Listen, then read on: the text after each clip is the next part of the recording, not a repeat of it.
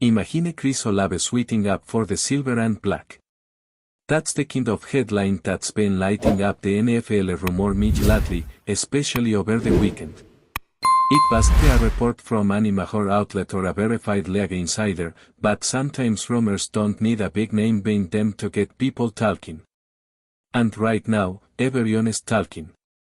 Whether it's wishful thinking or just fans connecting dots, the buzz around a potential Olave to Raiders trade refuses to die down, and that says a lot. Now, to be clear, this isn't coming from the Raiders' front office. There hasn't been a single word out of Las Vegas that points to an active pursuit of the Suns' wide receiver.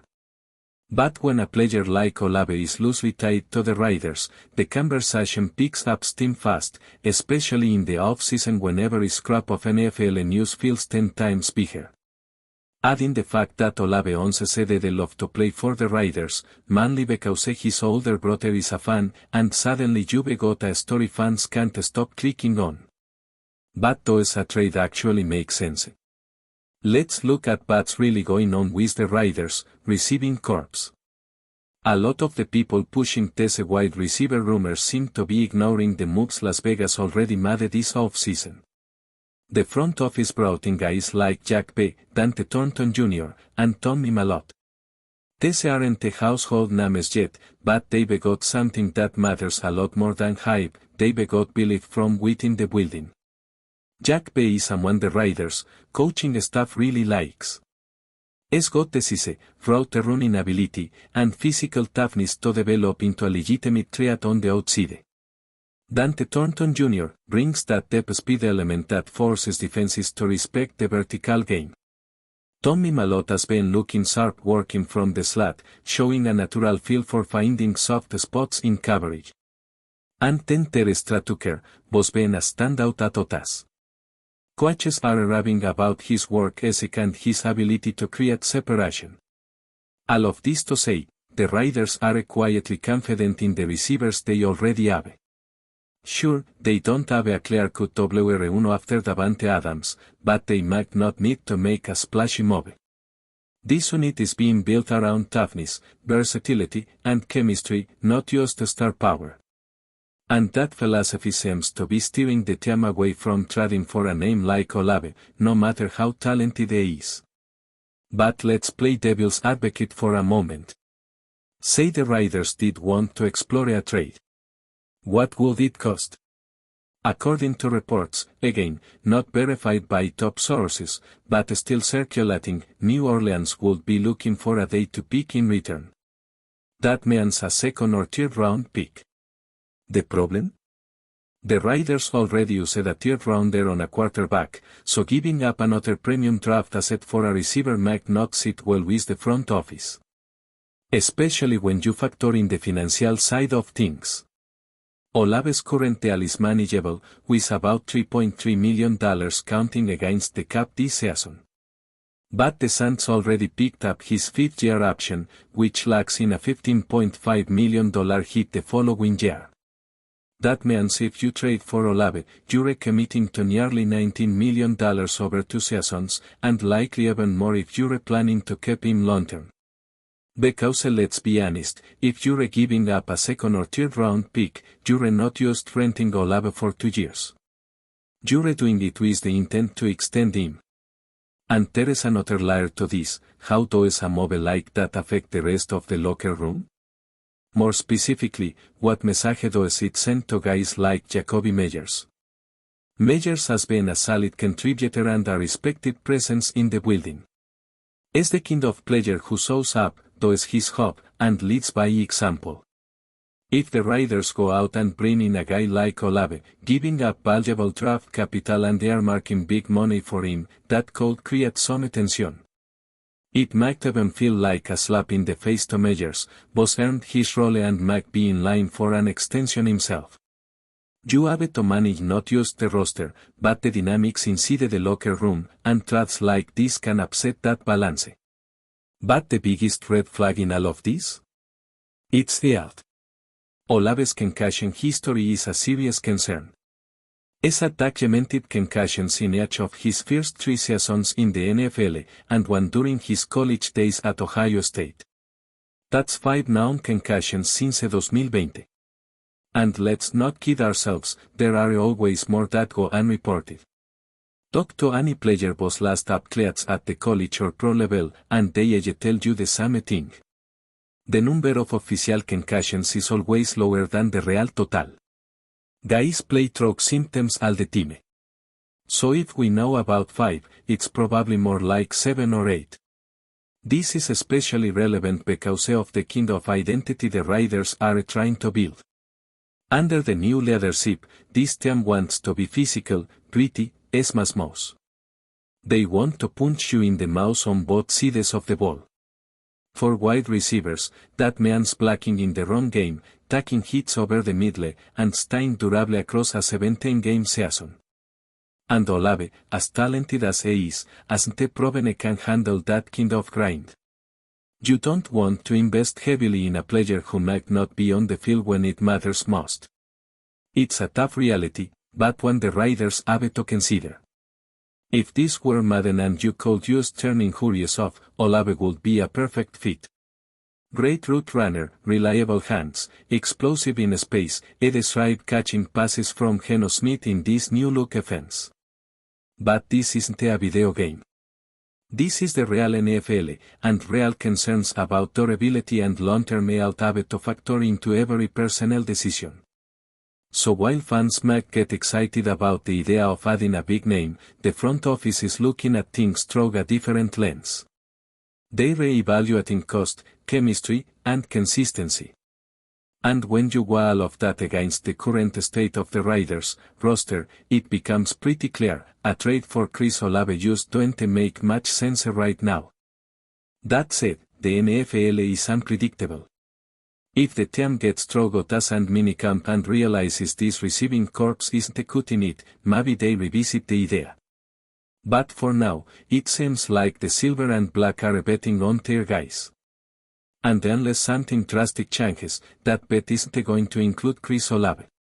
Let's shift gears now and talk about a name that caught a lot of people off guard this week, Kirk Cousins. You might be thinking, what does Kirk Cousins have to do with the Raiders? And honestly, that's a fair question at first glance. But if you dig a little deeper into what's happening in Atlanta and how the league's quarterback landscape is shaping up, there is actually a lot more at stake for Las Vegas than it might seem. It all started when Falcons head coach Ryan Morris was asked about Cousins during the team's first OTA practice session. His response? He hadn't seen him yet. Not exactly what you want to hear when you've just given a quarterback a massive contract. Minutes later, a report confirmed what fans were already speculating: Kirk Cousins was not on the field. In fact, rumors began swirling that Cousins had already made it clear he's not interested in sticking around Atlanta beyond this season. That's a bold stance for someone who just signed a deal, but this is the NFL, where quarterback drama never sleeps. Now, let's make something clear: this isn't about the Raiders signing Cousins. That's not the angle. Geno Smith is the guy in Vegas, and is a much better fit for what the Raiders are building. This isn't about replacing Geno or even entertaining the idea. What makes the Cousins situation relevant is what happens if he ends up getting traded to another team, and more specifically, what that means for the AFC, for the Raiders' schedule, and for the playoff picture. Let's start with the obvious: Cousins is still a starting caliber quarterback.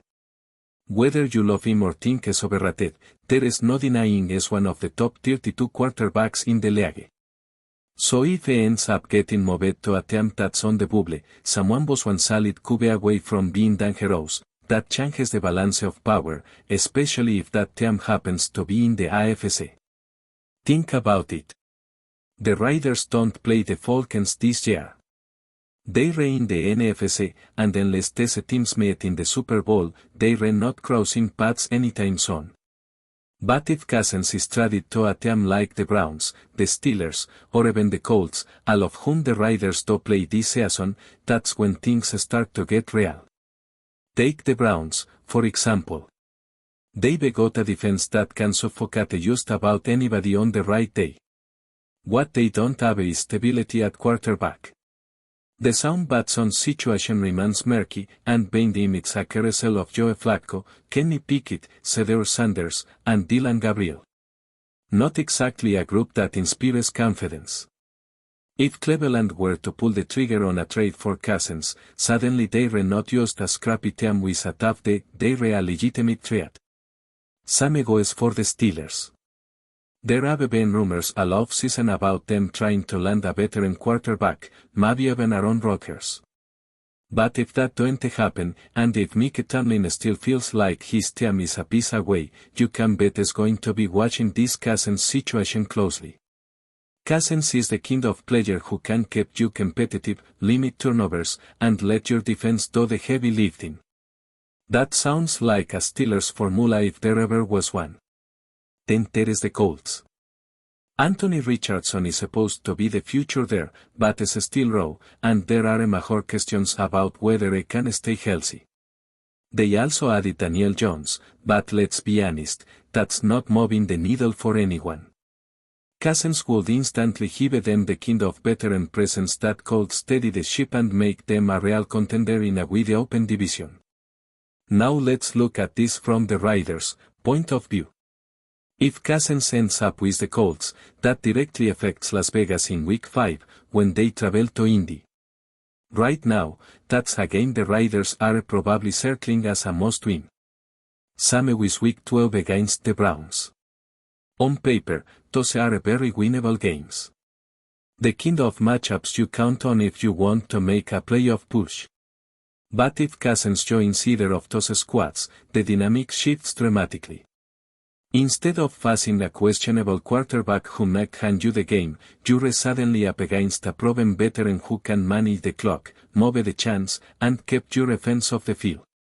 Those games go from likely wins to toss ups. And when you're fighting for a playoff spot in the AFC, every single game counts. Beyond that, there is the domino effect across the league. If Cousins goes to one of these AFC teams, that could knock someone else out of playoff contention or push a fringe team into the mix. And when you zoom out and look at the broader landscape, it becomes clear how one trade can reshape the entire playoff race. There is also the financial aspect of the deal to consider. If Atlanta moves Cousins after June 1st, they save over $27 million in cap space. The team that acquires him will take on his $27.5 million salary for 2025, with options to move on after that. It's not a back-breaking number for a starting quarterback, and in today's NFL, that might even be seen as a bargain depending on how the rest of the QB market shakes out. That makes him an even more appealing target for teams looking to make a run this year without committing long-term. You get a veteran starter for one season, see how it goes, and make a decision later. For a team like the Browns or Colts, that kind of flexibility is gold. Of course, Cousins has a no-trade clause, so he'd have to sign off on any deal.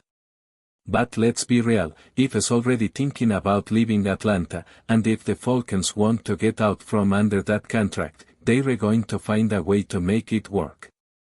Elite Takes is one team willing to roll the dice. So where does this leave the Raiders? In a weird way, they become passive participants in this drama. They're not trying to trade for Cousins. They don't even need a quarterback. But their path to the postseason could get a lot tougher if he ends up in the wrong place. If you're the Raiders, you've got to keep one eye on your own locker room and the other on what's happening in places like Cleveland, Pittsburgh, and Indianapolis. You're not just building your own team, you're also reacting to what the competition is doing. And if any of those teams land Kirk Cousins, they're not just getting a quarterback, they're getting a potential difference maker who could throw a wrench in your entire season plan. So don't sleep on this. It might seem like just another off-season headline, but it could end up being one of the most important stories of the summer for the Silver and Black. What happens next to scared cousins might not determine who wins the Super Bowl, but it might decide who makes it into the dance, and whether the Raiders get to keep playing when the real football starts. Before we continue, don't forget to subscribe to our channel and give this video a like. Your support helps us keep bringing you the latest updates on our Las Vegas Raiders. And don't be shy, drop your thoughts on the news in the comments below. Whispers have begun swirling around the NFL as rumors surface about a potential seismic shift in the Las Vegas Raiders' quarterback situation for the 2025 season. The buzz? Geno Smith might be stepping up to assume the helm as the Raiders' new starting quarterback.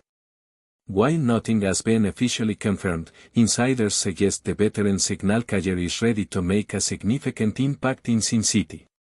Geno Smith, known for his resilience and determination, appears poised to seize what could be a career-defining opportunity. Sources close to the team have been hinting at discussions that place Smith at the center of the Raiders' offensive future. The phrase reportedly echoing through the Raiders' locker room and management circles, "I'm here to make a difference." This statement, allegedly from Smith himself, reflects both his confidence and readiness to lead. The Raiders have long sought stability and leadership at the quarterback position. After years of searching and experimenting with various options, the prospect of Geno Smith taking command has ignited excitement and curiosity among fans and analysts alike. Smith's career, marked by perseverance through ups and downs, could align perfectly with the Raiders' ambitions to rise from the shadows and contend in the AFC West. Though some skeptics remain, questioning if Smith can truly deliver consistent elite performances, the whispers suggest that the Raiders' coaching staff sees something promising in him. Smith's style of play, his experience, and his fiery competitive spirit might just be the elements Las Vegas needs to ignite a new era of success.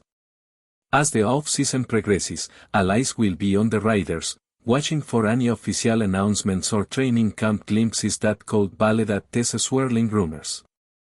If Geno Smith does indeed take the reins, it could mark a pivotal chapter not only in his career but in the Raiders' quest for glory. For now, the NFL community waits in anticipation, caught up in the growing chatter about Geno Smith's potential role as the Raiders' quarterback in 2025. Will it truly be the difference maker the franchise has been searching for? Only time will tell, but the rumor mill is buzzing louder than ever. That's it for this update. If you enjoyed the video and want to stay updated with exclusive news about our Las Vegas Raiders, be sure to subscribe to our channel and hit that like button. We can't wait to hear your thoughts in the comments. See you in the next video.